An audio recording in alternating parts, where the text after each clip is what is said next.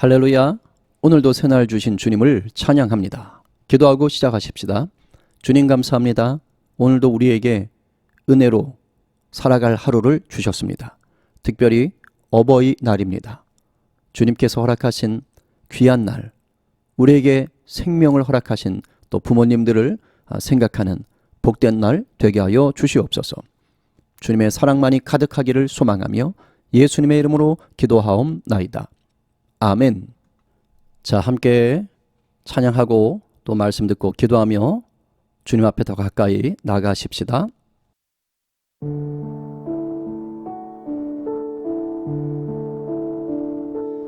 아침에 나로 주의 인자한 말씀을 듣게 하소서. 내가 주를 의뢰합니다. 나의 다닐 길을 인도하소서. 아침에 나로 주의 인자한 말씀을 듣게 하소서. 내가 주를 의뢰합니다. 나의 다닐 길을 인도하소서. 내가 내 영혼을 주께 내 영혼을 주께 드립니다.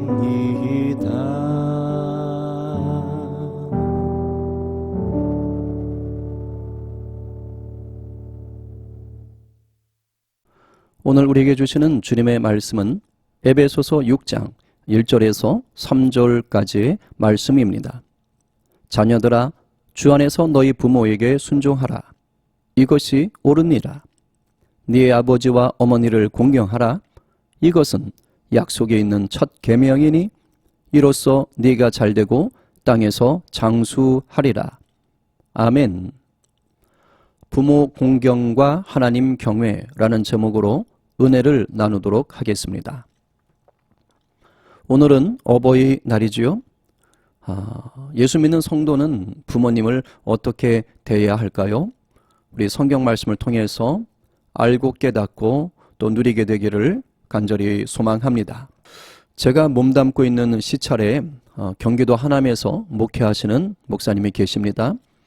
원래는 해남에서 담임 목회를 잘 하셨던 분인데 연로하시고 편찮으신 부모님을 모시려고 그 교회를 사임하시고 경기도 하남에 몇 년 전에 개척을 하셨습니다. 그래서 지금은 부모님을 돌보는 일에 집중을 하고 계시죠.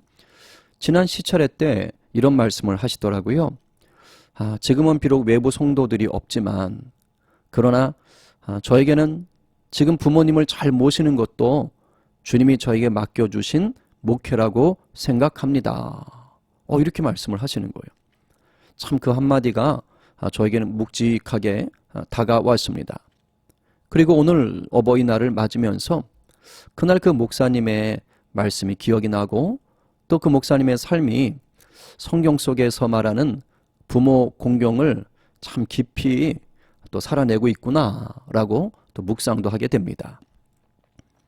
여러분, 부모를 공경하고 부모님께 순종하라. 이것은 기독교가 아니어도 어디서나 강조하지요. 세상 어느 종교나 세상의 어떤 지도자가 부모를 무시하고 불순종하라고 가르치겠습니까? 부모 공경은 상식이며 인륜이며 천륜에 해당하는 것이기 때문에 그럴 겁니다. 그런데 사도 바울은 1절에서 특별히 주 안에서 부모에게 순종하라고 합니다. 그러니까 그냥 부모에게 순종이 아니고 주 안에서. 왜일까요? 부모에게 순종하는 것이 그냥 사람들이 만들어 놓은 도덕이나 어떤 인륜, 천륜, 본능적인 감정의 차원이 아니기 때문이에요. 부모에게 순종하는 것을 2절에서는 공경이라고 말하는데 이것이 주님의 뜻이기 때문입니다. 하나님께서 인간을 창조하시고 아담과 하와를 통해 무엇을 만드셔요? 가정이라는 것을 처음 만드셨죠. 그런 후에 생육하고 번성하고 땅에 충만하라고 하셨습니다. 무슨 말이에요? 네, 인간 사회를 만들라는 것입니다. 그러니까 가정에서 확장된 것이죠. 그러면서 하나님이 건강한 사회, 하나님이 통치하시는 사회를 이루어가는데 중요한 영적인 원리로 또 생활의 원리로 무엇을 두신 거예요? 네, 부모 공경을 말씀하신 겁니다. 부모가 자녀에게 하나님의 말씀을 가르치고 또 자녀가 그러한 부모님을 말씀을 따라 공경할 때 자녀들은요, 보이지 않으시는 하나님을 경외하는 법을 자연스럽게 배우는 것입니다. 그러니까 부모 공경이 곧 하나님을 경외하는 법을 배우는 도구가 되는 거예요. 단계가 되는 거예요. 실습장이 되는 거예요. 2절에서 공경이라고 번역한 헬라어는요, 티마라고 하는데 여기에 해당되는 구약의 히브리어가 카보드입니다. 이 카보드는 무겁다라는 뜻인데요. 구약에서 하나님의 영광을 표현할 때 이 카보드라는 단어를 주로 사용합니다. 즉, 성도가 주 안에서 부모님을 공경해야 하는 것은 부모님의 성품이나 행동을 따지기 이전에 부모라는 그 자체가 지니고 있는 그 권위의 무게, 이것을 존중하라는 것이죠. 부모라는 이 두 명의 부모가 갖는 이 무게가요, 바로 주님이 주시는 권위가 있다는 것이에요. 그렇기 때문에 달리 말하면 우리가 진심으로 부모님을 공경하고 순종하려면 우리가 어디 안에 거해야 됩니까? 네, 주님 안에 거해야 하는 것입니다. 그렇지 않으면 우리가 부모님과 관계가 좋지 않을 경우 이게 세상적으로는 부모 공경이 불가능해집니다.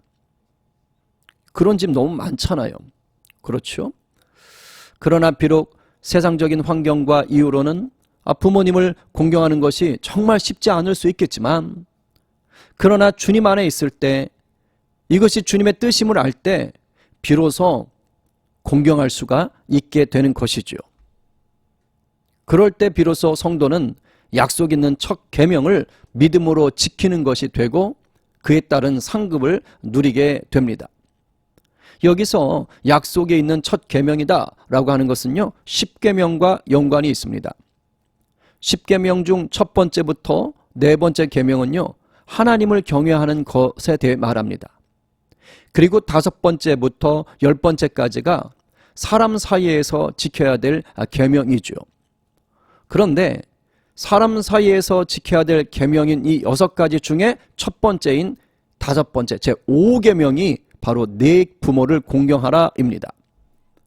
그러니까 사람들과의 관계 중에서 가장 기초가 부모 공경이라는 것을 분명하게 밝혀주시는 것입니다. 하나님 경외와 인간 사랑의 교집합이 바로 부모 공경인 것이죠. 그리고 또 재미있는 것은 이 6계명 6번째부터 마지막 10번째까지 6, 7, 8, 9, 10 요 5가지는요 다 뭐뭐 하지 말라라는 금지 명령이에요. 10계명이. 그런데 이 5계명인 5번째 부모 공경만 금지가 아닌 거예요. 축복이 있는 명령입니다.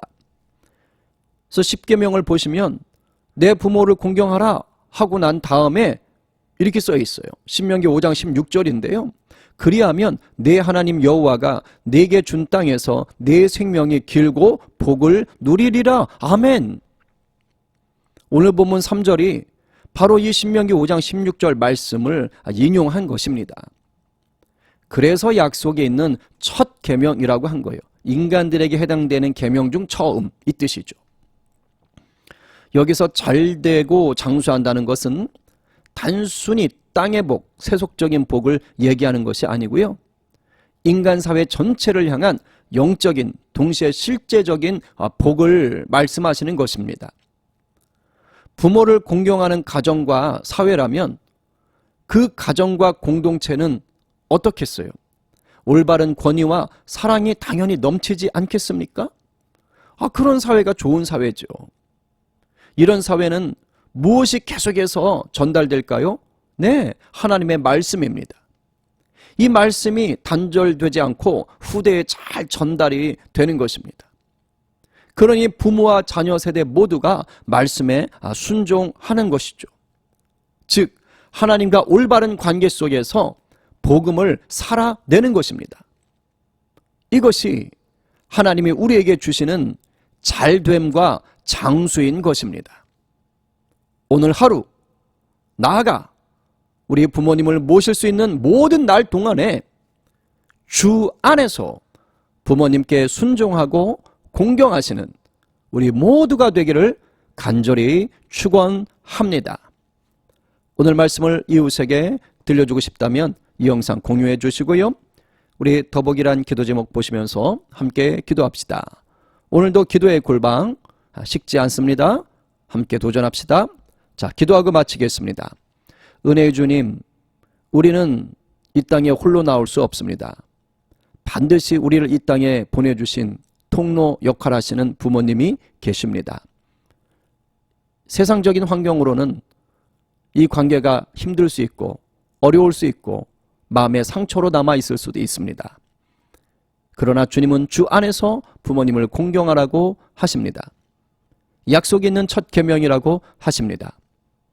주여, 우리 가운데 주님의 사랑을 부으셔서 우리에게 주신 부모님의 그 권위를 인정하며 주의 사랑으로 사랑할 수 있는 은혜도 허락하여 주시옵소서.